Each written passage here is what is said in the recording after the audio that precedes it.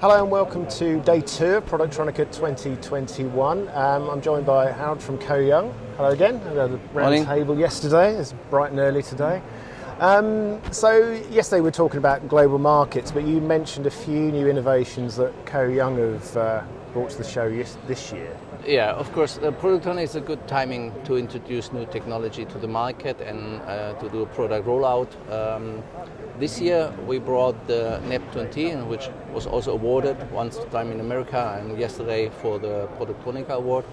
It's measuring the thickness of conformal coating, and especially the transparent material be measured in 3D technology is the new aspect, and not just the spot. It's the coverage, the area, which is in the focus of our technology. Yep. Which, as we were saying yesterday, is it's an essential piece of knowledge now, isn't it? Yeah, you see a trend that electronics is used in every environment, and sealing the PCBs was always one of the jobs, but it becomes more critical, and especially with the e-vehicle technology. There's more and more electronics in the cars, and it has to be secured from the humidity. And that's, I think, it's a future trend and future application. It has to be more precise than in the past. Yeah. And how Koh Young has to react to these demands very quickly. How have you structured the business to be able to do that? I think Koh Young is known for driving innovation, and when you look to the history, it was 2003 when the 3D SPI was brought to the market. It was new from checking good and bad into the measurement world, and this measuring something gives you new value. You can really count on the result. 2011 we introduced the AOI, which was also revolutionary because it was from 2D into the 3D world in this AOI inspection business. This enables, by the way, the smart factory, because machine-machine communication can only be based on numbers, on facts. So this was all some on the innovation road we take. And 2 years ago we introduced for the semicon business, but at that time the machine was acknowledged, yes, okay, but there was no demand. Now we see a significant demand in Europe, and we see that we have the machine ready because Asia was driving us to deliver very small structures, and this is utilized in the advanced packaging process. The industry has been very evolutionary over the past decade or couple of decades, I guess. But do you think electrification of vehicles has pushed something of a revolution in thinking? It's a dangerous term to use, I know. I would say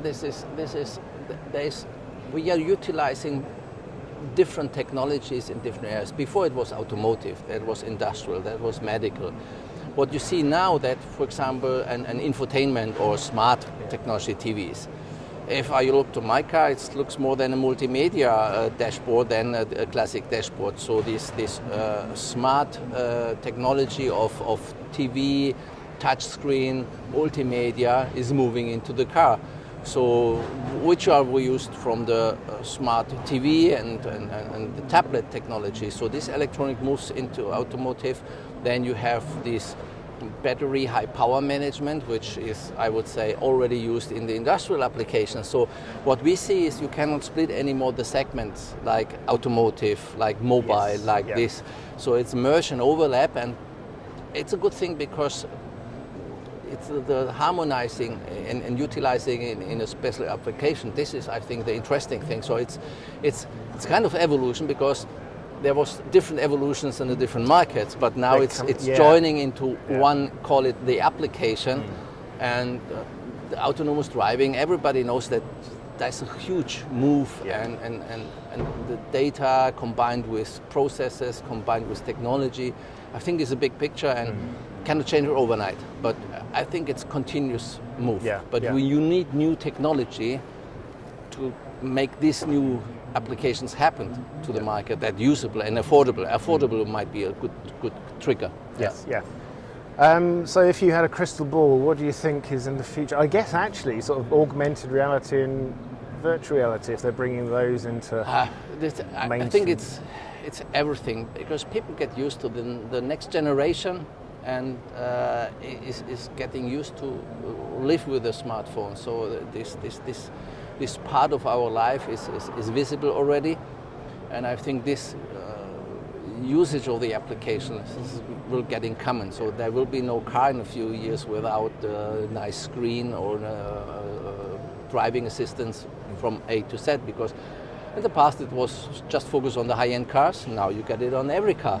So I think this is what happened, that we will get all technology in all applications. Look to white goods, which was the application. Now you have high tech in the fridge. So that's I think shows what will happen the next years. I'm not good in crystal ball reading because otherwise it would be a millionaire, you know.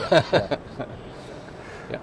That was fantastic. Well, I hope the show was busy yesterday, wasn't it? So I think, look, we went here in the hope that the show, first of all, will take place, and luckily took place.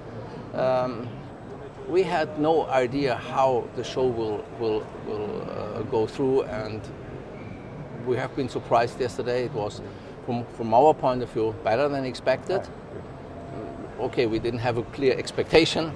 Again, no crystal ball.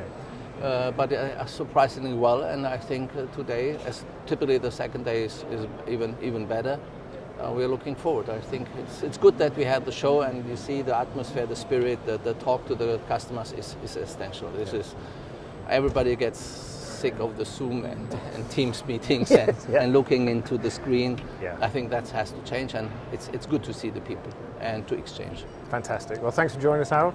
And hope the rest of the show is successful for you. Thank you.